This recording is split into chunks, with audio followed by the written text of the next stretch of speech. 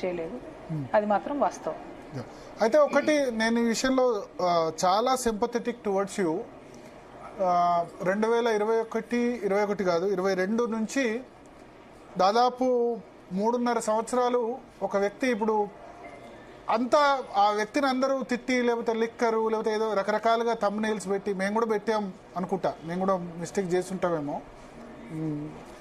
పెట్టి ఒక 3.5 సంవత్సరాల తర్వాత సడన్గా నిర్దోషి అని వచ్చినప్పుడు చాలా బాధ అయితే. ఈ 3.5 సంవత్సరాల కాలం మనల్ని ప్రజల పర్సెప్షన్లో ఒక మైండ్లో కొద్దిమంది అన్నా బిలీవ్ చేస్తారు, ఒక 30 to 40% అయినా బిలీవ్ చేస్తారు దాన్ని చెప్పిన దానిలో నిజమేమో.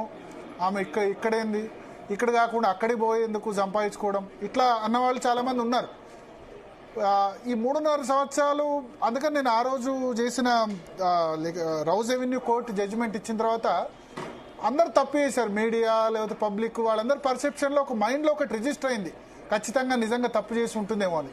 ఇప్పుడు ఈ 3.5 సంవత్సరాలు క్షోభపడ్డ కాలం మనం ఎవరు తీసుకురాలేం, కవిత గారికి మనం ఎవరు కూడా తీసుకురాలేని పరిస్థితి. ఒక ముద్ర పడ్డ తర్వాత అంతే, ఇంకా ఆ తప్పైనా కాకుండా మీడియా ట్రయల్ అనుకోండి లేకపోతే సోషల్ మీడియా ట్రయల్ అనుకోండి లేకపోతే వ్యక్తుల ట్రయల్ కూడా నడుస్తుంది కదా, వ్యక్తులు అనుకున్నది కూడా. సో ఆ విషయంలో అయితే చాలా సింపథెటిక్ టువర్డ్స్ యూ. బట్ ఎప్పటికైనా అనుకున్నారా ఇంత తొందరగా? నేనైతే ఈ చార్జెస్ ఫ్రేమ్ దశలోనే కొట్టేస్తుందని అనుకోలేదు. మేబీ తర్వాత జడ్జిమెంట్ రావడానికి దానికి ఎవరు అనుకోలేదు. సో కాకపోతే ప్రకృతి దైవము నా పక్షాన్ని ఉంది కాబట్టి జరిగిందని నేను బలంగా నమ్ముతున్నాను. సో అంటే మీరు ఎప్పటికైనా ఈ ఇమేజ్ ఏదైతే పోయిందో అది మళ్ళీ గెయిన్ అవుతుంది, పబ్లిక్ తెలుసుకుంటారని అనుకున్నారా? ధైర్యం 100% డే 1 నుంచి చెప్పిన నేను, ఎప్పుడు కూడా ధైర్యంగా ఉన్నా నేను, ఎప్పుడు కూడా కడిగిన ముత్యంలాగా బయటకు వస్తా అని చెప్పాను నేను. వేరే ఒక్క మాట కూడా నా నోటి నుంచి ఎప్పుడు రాగా మీరు వినుండరు. I was always confident. అదే అంటే ఫస్ట్ రోజు రౌజ్ ఎవెన్యూ కోర్టులోనే మీరు అన్నారు కడిగిన ముత్యంలో బయటకు వస్తా, జై కేసీఆర్ జై తెలంగాణ ఏమన్నా నాకు ఎగ్జాక్ట్ గుర్తులేదు, బట్ కడిగిన ముత్యంలా బయటకు వస్తా అని ఆ రోజు చేసిన నినాదాలు గుర్తున్నాయి రౌజ్ ఎవెన్యూ కోర్టు నుంచి వెళ్తూ.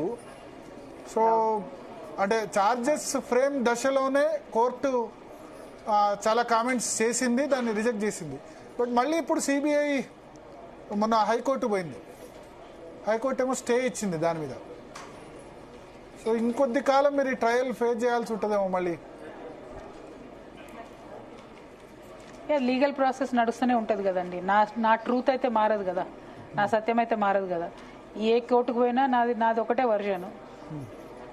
రకరకాల కారణాలతోని రకరకాల అంశాలతోని లీగల్గా బోల్డ్ అని ఇష్యూస్ ఉంటాయి, మారుతుండొచ్చు, కానీ my truth will not change. నేను ఇప్పుడు ఉన్నాను, క్లీన్గానే బయటకు వస్తాను. Okay okay. అంటే ఒకటి మేడం, ఇప్పుడు మీరు నెగటివ్ ఇమేజ్ నుంచి పాజిటివ్ ఇమేజ్ వైపు ఒక బ్రాండ్ బిల్డింగ్ వైపు వెళ్తున్నారు. సరే, మీరు బ్రాండ్ బిల్డింగ్ కోసం ఎవరు సహకారం తీసుకోవట్లేదు, ఫైట్ చేస్తున్నారు, అది వేరే సంగతి. అంత ఈజీగా నెగటివ్ ఇమేజ్ నుంచి ప్రజల మెదడులో 2020 నుంచి లిక్కర్ స్కామ్, అరవింద్ కేజ్రీవాల్, కవిత ఇట్లా వినిపించిన దాని నుంచి ట్రాన్స్ఫార్మ్ అవుతారా ప్రజలు, దాన్ని మర్చిపోతారా? ఇక్కడ చాలా ఏమంటారు, చాలా మంది జనంలోకి వెళ్ళింది బాగా, మిగతా ఇష్యూస్ వెళ్ళే కానీ ఇది వెళ్ళింది. దాని నుంచి ఇప్పుడు మొన్న ఓకే సిబిఐ కోర్టు జడ్జిమెంట్తో కొద్దిమంది కన్విన్స్ అయి ఉంటారు, ఒట్టిగా నిజంగానే అరవింద్ కేజ్రీవాల్ని వాళ్ళని ఫామ్ చేసేందుకు. కానీ ఎక్కువ మందిని కన్విన్స్ చేయడానికి ఎంత టైం పడుతుంది అనుకుంటారు మీరేం తప్పు చేయలేదు అనడానికి ఈ విషయంలో? నేను ఎందుకు కన్విన్స్ చేస్తా అండి? నేను ఆనాడు కన్విన్స్ చేయడానికి ట్రై చేయలేదు, ఈనాడు కన్విన్స్ చేయలేదు. ఆనాడు కూడా ఒకటే చెప్పిన, నాకేం సంబంధం లేదు, నేను కడిగిన ముత్యంలాగా వస్తాను. ఇవాళ క్లీన్ చిట్ ఇచ్చిన తర్వాత కూడా అదే చెప్పాను, నేను ఎప్పుడు చెప్తూనే వచ్చాను, రేపొద్దున కూడా అదే చెప్తాను. మనకు నియర్ అండ్ డియర్ అనే సర్కిల్, మన జీవితంలో రోజు మనతో కలిసి పనిచేసేటటువంటి మన నాయకులు, వీళ్ళు మనల్ని నమ్మితే ప్రపంచాన్ని ఈజీగా మార్చొచ్చండి. వాళ్ళు నన్ను నమ్మారు, నాతోనే ఉన్నారు. ఎందుకంటే నేను అత్యంత కష్ట సమయంలో ఉన్నప్పుడు కూడా వాళ్ళు సొంత డబ్బులు పెట్టుకొని ఢిల్లీకి వచ్చినటువంటి కార్యకర్తలు ఎంతో మంది ఉన్నారు, ఇబ్బందులు పడుతూ వచ్చిన వాళ్ళు ఎంతో మంది ఉన్నారు.